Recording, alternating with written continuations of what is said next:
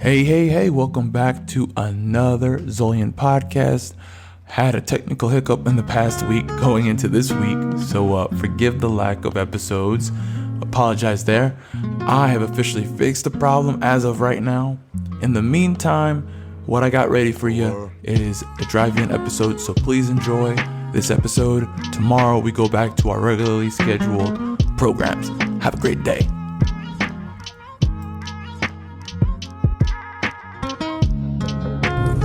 Hey, how y'all doing today? Welcome back to another drive-in. Many apologies for the delay there.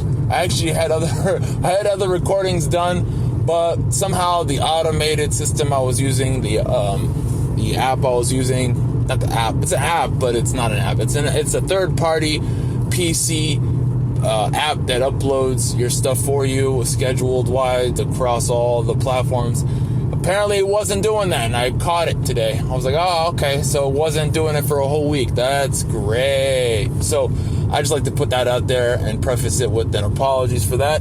I will be using another service, or I'll be uploading it myself manually, probably manually for a little while, because that's ridiculous. Like, I need to really vet my apps now. So that sucks.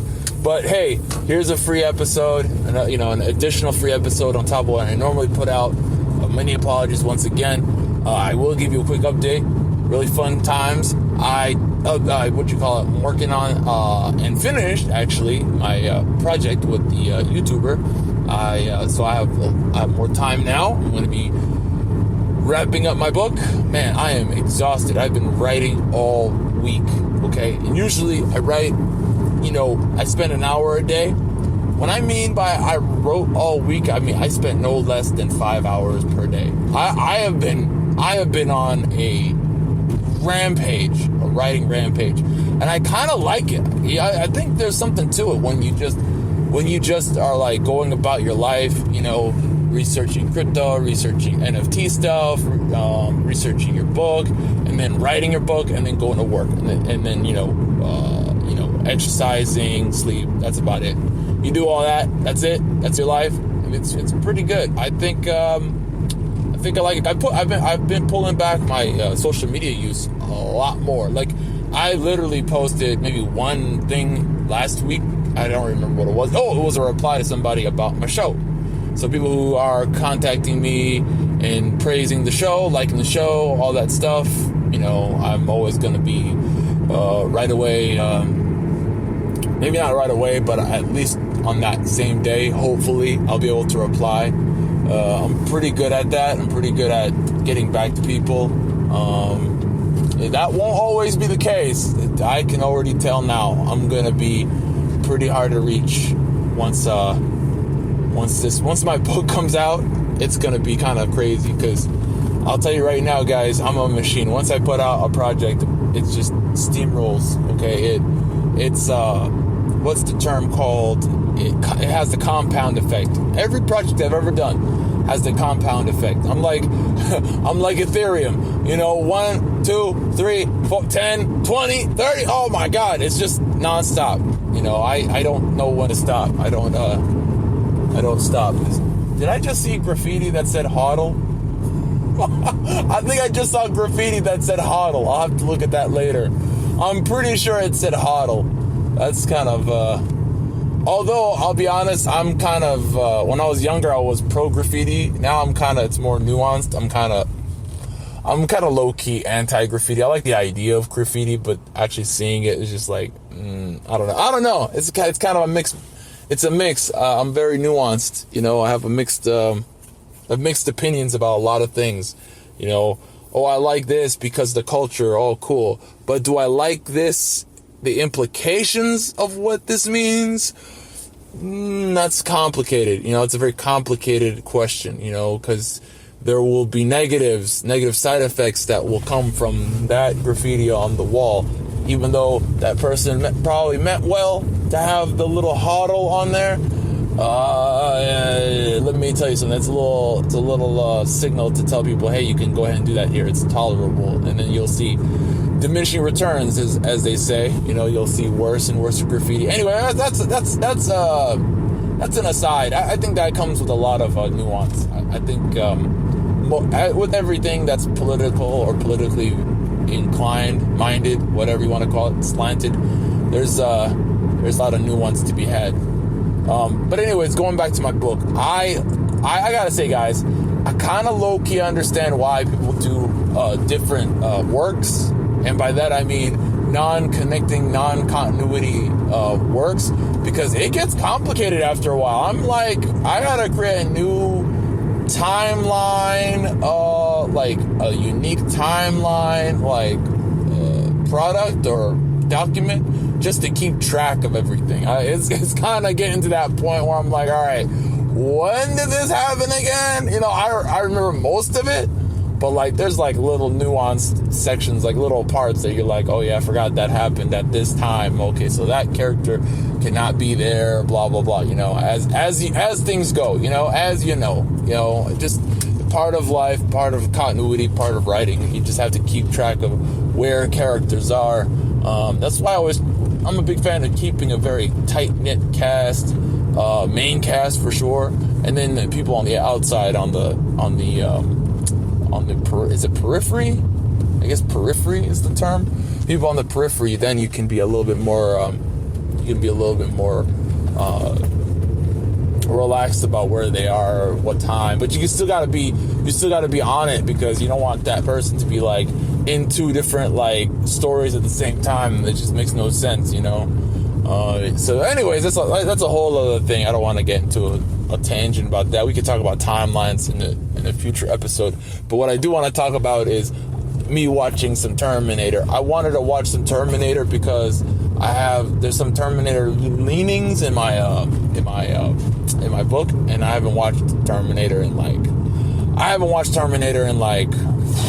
I don't know, 20 something years. Definitely since the 90s. I have not touched Terminator since the 90s. That is for sure. I haven't watched any of the other movies since the 90s, except maybe the Christian Bale one. I think I've seen like a part of it, like on TV. But I don't remember it. You know what I mean? Oh, I did. I'll take that back. I did see T3 a long time ago. Hated it. I'm not a fan of T3. It's just like seeing John Connor be a scaredy cat. I don't know, dude. It's just kind of, I mean, I get it. It's human to be scared. It's human to be fearful. That's fine. But the young man, you know, he was a young man when he like had the whole other thing that happened to him in T2. Like, I mean, come on. I mean, what are we doing here? Like, that guy should be, at that point, like, you're now, you know, if anything, he should be reckless. Like, he should be overconfident, reckless, you know, putting other people in danger, you know, learning to not, you know, have a death wish, basically, not to be so foolish with his, you know, he should be that way. He should be like the Punisher. Like, okay, I'm not afraid of any of this. I've been through the ringer. And now he has to regain his humanity almost, you know, just a little bit, just kind of pull back and learn to readjust and, you know, have more compassion for other people. And that's kind of the way, like Kyle Reese. I mean, that's the path. That's where he should have been. You know, Kyle Reese lost his humanity along the way of surviving these Terminators. You know what I mean? And that was the beauty between the relationship between him and, you know, Sarah Connor, was that she kind of brought out his humanity again. Like, he rediscovered his humanity at the end. He goes, oh yeah, I'm human. You know, and there's even a deleted scene where they're in the woods and he's like, you know, having a meltdown. Like, I'm not supposed to be here. Like, he sees beautiful, like, trees and grass, and that's not the future he came from. That's not the place he knows. You know, that's not the time he knows. Those aren't things he knows. He saw it. He was like, I'm not supposed to be here. I'm not supposed to be here. He like had that sad meltdown. It was like hard to watch, but it was good. It was good, you know. Anyways, I could talk about Terminator all day. But I'll say this. It really helped me write my protagonist much better, because my protagonist is a survivor. It's a kind of a survival story. I kind of retweaked a couple things, like the the order of what happens. That's kind of a problem I have when it comes to like writing, is sometimes I want to reorganize the order of when things happen, just because I think about, okay, what's interesting to the reader, what's interesting to the person consuming the product versus, what's proper, quote unquote. Proper storytelling is not proper if it's not entertaining. You got to remember that. That's the number one thing. Is it entertaining? Did you enjoy reading it? Did you enjoy, going through the entire tale? No? Okay, well then I guess if you're not interested, you're bored, then there's a big problem. This story has no hope, no hope of entertaining anyone. If the writer himself or herself can't be entertained by their own product, who will, So, gotta give yourself that ability to tell a good story. Anyways, that's it for today. I hope you enjoyed this podcast. If you did, hit the like button.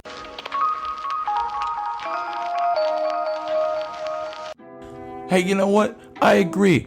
Thank you for listening to this podcast. You should hit the like button if you like this. Thank you again. God bless you. If you are so inclined and you're listening to this on iTunes, please hit the 5-star review. I appreciate it. I will read every 5-star review. Thank you again. If you're on Google Podcasts, if you're on SoundCloud, if you're on Stitcher, if you're on TuneIn or iHeartRadio, wherever you're listening to, share it, okay? Share it on your socials. Thank you so much. God bless you. Have a wonderful day. I'll see you next time.